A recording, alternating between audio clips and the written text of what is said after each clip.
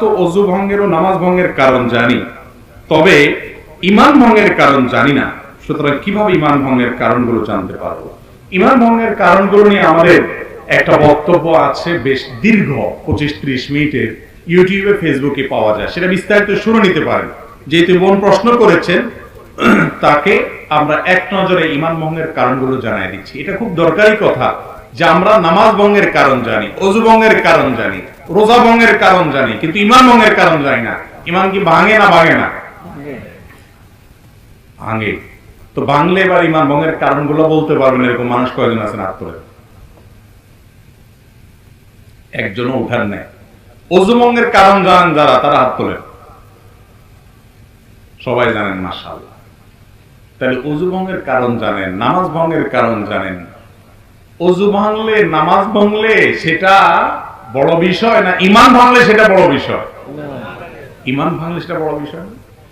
ঈমান কিসে ভাঙে আপনি যদি না জানেন, তাহলে জোড়া লাগাবেন কেন?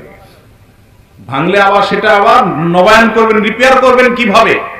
রিপেয়ার যদি না করতে পারেন, আপনার বয়স 80-90 চলে গেছে, ঈমান কতবার ভেঙে বসে আছে আপনি জানেন না, জোড়া লাগান নাই, তাহলে তো আপনি বেঈমান হয়ে দুনিয়া থেকে যাচ্ছেন। ডেঞ্জারাস না বিষয়টা? এই যে ঈমান ভঙ্গের কারণগুলো সম্পর্কে জানা দরকার আছে না নাই? আমি এক নজরে সংক্ষেপে বলে দিচ্ছি। ঈমান ভঙ্গের কারণগুলোকে উলামায়ে কেরাম নানাভাবে ব্যাখ্যা করেছেন। মৌলিক কারণ খুবই কম। এর ভিতরে প্রসিদ্ধ একটা ব্যাখ্যা হলো যে ঈমান ভঙ্গের 10টি কারণ আছে। এই 10টি কারণের ভিতরে সর্বপ্রথম কারণ হলো শিরকে আকবর করা, আল্লাহর সঙ্গে কাউকে শরীক সাব্যস্ত করা। আল্লাহকে যেভাবে ইবাদত করছেন, একই ইবাদত কোন পীর সাহেবরে, কোন কবরকে করলেন। আপনি আল্লাহকে যেভাবে উপাসনা করতেছেন, সেই উপাসনাটা যদি কোনো মানুষকে করেন, আল্লাহকে যে ইবাদত নিবেদন করতেছেন, সেই ইবাদত একইভাবে অন্য কোন মানুষ বা ব্যক্তিকে বা কোনো বস্তুকে করেন, যেভাবে মুশরিকরা কোন মূর্তির সামনে ইবাদত করে সে যেরকম শিরকে লিপ্ত হয়, মুশরিক হয়ে যায়, মুসলমানের সন্তান ঈমান আনার পর যদি শিরকে আকবর করে, তাহলে সেক্ষেত্রে সে কি হয়? মুশরিক হয়। এই বড় শিরক, এটা ঈমান ভঙ্গের কারণ। বড় শিরক কিভাবে হয়, বিস্তারিত হয়, এগুলো আমরা জানবো ইনশাআল্লাহ বিইذনিল্লাহ অন্য কোনো আলোচনায়। দ্বিতীয়ত, আল্লাহর সাথে বান্দার যদি কোনো মিডিয়া সাব্যস্ত করেন, কিরকম মিডিয়া? যে এর ছাড়া আল্লাহরে পাওয়া যাবে না। যেমন আমাদের অনেক ধর্মের ভাইরা মনে করেন যে আল্লাহকে পাইতে হইলে সরাসরি পাওয়া যাবে না, বিভিন্ন দেবতা ধরতে হবে, এই জন্য অনেক দেবতার পুজো করে তারপরে ঈশ্বর পর্যন্ত, আল্লাহ পর্যন্ত যেতে হবে। ইমানদার যদি মনে করে যে আল্লাহকে পাইতে হইলে আল্লাহর বিভিন্ন ভায়া আছে, এগুলো ধরতে হবে, ওনাদেরকে ছাড়া আল্লাহকে পাওয়া যাবে না, এরকম যদি মনে হয় এবং আল্লাহর ইবাদতটা তাদের মাধ্যমে করে, তাহলে সেটাও ঈমান ভঙ্গের কারণ।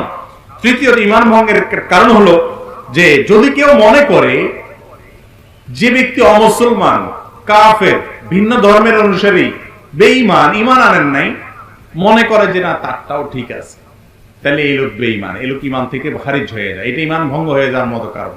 কারণ আপনি একটা লোক আল্লাহর প্রতি অবিশ্বাসী, আপনি বললেন না তারটাও ঠিক আছে। আমাদের অনেক মুসলমান ভাইরা আছে আজকাল, তাদের বিশ্বাসগুলো গোলালু মার্কা বিশ্বাস হয়ে গেছে।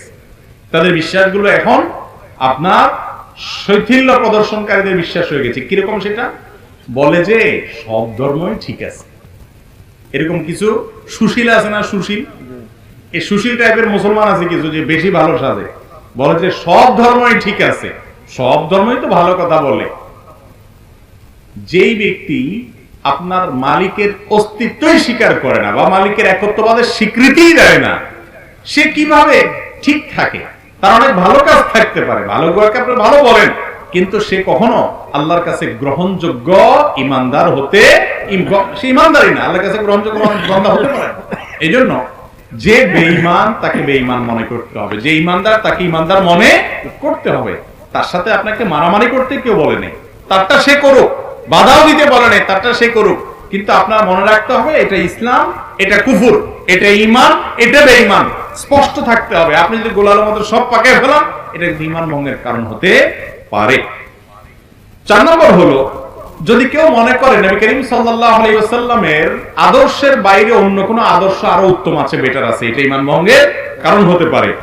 5 নম্বর হলো, যদি কেউ নবী করিম সাল্লাল্লাহু আলাইহি সাল্লাম যত বিধিবিধান নিয়ে আসছেন এর কোনোটাকে অস্বীকার করে, অপছন্দ করে, ঘৃণা করে, না এটা আমার ভালো লাগে না, ইসলামের সব ভালো লাগে, এই যে মেয়েদেরকে আল্লাহ তাআলা ছেলেদের অর্ধেক দিতে বলেছে এটা আমার ভালো লাগে, আছে না কিছু সুশীল এরকম বলে। আরে ভাই, তোমার ভালো লাগাতে না লাগাতে কি আসবে, তুমি কি বুঝবা আল্লাহ কেন অর্ধেক দিয়েছেন? মেয়েরে আল্লাহ খরচের কোনো আইটেম দেয় নাই, আবার অর্ধেক দিয়েছেন কোত্থেকে? বাপের সম্পদ থেকে, মায়ের সম্পদ থেকে, আবার স্বামীর সম্পদ থেকেও ভাগ পাবে, সন্তান থেকেও ভাগ পাবে, মহর তো পাবেই, খরচ কিন্তু 1 টাকাও নেই। আর ছেলের খরচ সব জায়গায় আছে, শ্বশুর বাড়িতে গেলে মিষ্টি পোড়াটাও তার নিতে হয়, বাবার বাড়িতে গেলে ফলের প্যাকেটটাও তার কিনতে হয়, বউয়ের খানার টাকাও দিতে হয়, নিজেরটা তো দেওয়া লাগেই। তারপরে বলা হয়েছে তার 2 টাকা। আর মেয়েরে বলছে তুমি কাউকে খাওয়াইতে হবে না, মিষ্টি কোনটার বিল তোমার দিতে হবে না, তোমার নিজেরটাও তোমার খরচ করা লাগবে না, স্বামী দিবে, তুমি শুধু তাকায় থাকবা, অর্ডার দিবা বসে বসে, এরপর তোমাকে 1 টাকা দিলাম। বেশি দেওয়া হয়েছে না কম দেওয়া হয়েছে? কিছু ভাই আছেন যাদের মাথায় বুদ্ধি শুদ্ধি এত কম, এরা হিসাব নিকাশ বুঝে না, অঙ্ক বুঝে না, বলে যে ইসলাম মেয়েদেরকে ঠকাইছে, আমার এটা ভালো লাগে না। আপনার বুঝে আসুক আর না আসুক, আল্লাহ তাআলা যা বলেছেন ওর ভিতরেই কল্যাণ আছে, আপনি হয়তো বুঝেন না। আপনি মানুষ হয়ে, সৃষ্টি হয়ে আল্লাহর সব নির্দেশের রহস্য কিভাবে বুঝবেন? তো এই জন্য যদি কেউ আল্লাহর কোন নির্দেশকে, রাসূল সাল্লাল্লাহু আলাইহি ওয়াসাল্লামের কোন বিধানকে অপছন্দ করে, ঘৃণা করে, এর ফলে ঈমান চলে যায়। আরেকটা হলো শরীয়তের কোন বিষয়ের দিকে বিদ্রূপ করে, ঠাট্টা করে, তামাশা করে, আছে না অনেকে দুষ্টামি করে, ব্যঙ্গ করে, দায় নিয়ে ব্যঙ্গ করে। জিনিসটা সুন্নত হতে পারে, কিন্তু সুন্নতকে আপনি ঠাট্টা করলেন, রাসূল করেছে, বিদ্রূপ করলেন, তাহলে সাথে সাথে কি হয়ে যাবে? ঈমান হারা হয়ে যাবে। এটা ঈমান ভঙ্গের কারণ। ঈমান ভঙ্গের আরেকটা কারণ হলো ইসলামের শত্রুরা, তাদেরকে যারা প্রত্যক্ষ মদদ দেয়, সহযোগিতা করে ইসলামের শত্রুতা করার জন্য, এরা মুনাফিক, এর ফলে ঈমান ভঙ্গ হয়। ঈমান ভঙ্গের আরেকটা বড় কারণ হলো কেউ যদি মনে করে, কিছু মানুষ আছে এরা ইসলামের গণ্ডির, ইসলামের বিধিবিধানের ঊর্ধ্বে উঠে গেছে, এদের নামাজ কালাম পড়া লাগে না। কিছু পিসাব দেখবেন তারা নামাজ কালাম পড়ে না, বলে না বাবার এগুলা করা লাগে না, বাবা অনেক ঊর্ধ্বের জগতের মানুষ। আছে না এরকম কিছু বাবা? আরে ভাই, আপনার বাবা এত ঊর্ধ্বে উঠে গেছে যে তার নামাজ পড়া লাগে না? আমার নবীজি সাল্লাল্লাহু আলাইহি সাল্লাম তিনি মৃত্যুর আগ মুহূর্তে, বুখারীর হাদিস, যে 2 জন সাহাবীর কাঁধে 2 হাত দিয়া হেঁটে হেঁটে মসজিদে যে নামাজ পড়ার মতো ক্ষমতা ছিল না। যারা মদিনায় গেছেন জানেন, ওনার কবরটা ছিল ওনার বাসা, আর ওনার মিম্বরটা থেকে এখানে কতটুকু দূরত্ব, আমাদের প্যান্ডেল থেকে ওই প্যান্ডেলের মাথা এত দূর হবে না, এত কাছে। এইটুক যাওয়া, হেঁটে যাওয়ার শক্তি ছিল না। তখন 2 সাহাবীর কাঁধে 2 হাত ভর করে তিনি দাঁড়িয়ে তাদের শরীরের উপরে ভার ছেড়ে দিয়ে পাওটাকে মাটির সাথে হেসড়েতে হেসড়েতে, টানতে টানতে নিয়ে মসজিদে নামাজ পড়ছেন মৃত্যুর আগ মুহূর্ত পর্যন্ত। আর আপনার বাবার নামাজ পড়া লাগে না। এ বাবা কি ভণ্ড বাবা না? আল্লাহ কোরআনে বলছেন, ওয়াবুদ রাব্বাকা হাত্তা ইয়াতিয়াকাল ইয়াকিন, তোমরা আল্লাহর ইবাদত করো ইয়াকিন আসার আগ পর্যন্ত। বলে যে আমাদের বাবার ইয়াকিন এসে গেছে, আর লাগে না। অথচ এখানে ইয়াকিন শব্দের অর্থ হলো মৃত্যু। সব ইয়াকিন মানে বাংলা ইয়াকিন না, বা বিশ্বাস না, দৃঢ়তা না। এখানে উদ্দেশ্য হলো ইয়াকিন মানে মৃত্যু। সমস্ত তাফসীর কিতাবগুলোতে লিখছে, এবং এটার ব্যাখ্যা। যাই হোক, তো যদি কোনো ব্যক্তি মনে করে যে তার ইবাদতবন্দি করা লাগে না, সে আফার লেভেলে উঠে গেছে, এটাও ঈমান ভঙ্গের কি হতে পারে? কারণ হতে পারে। ঈমান ভঙ্গের আরেকটা কারণ হলো জাদু।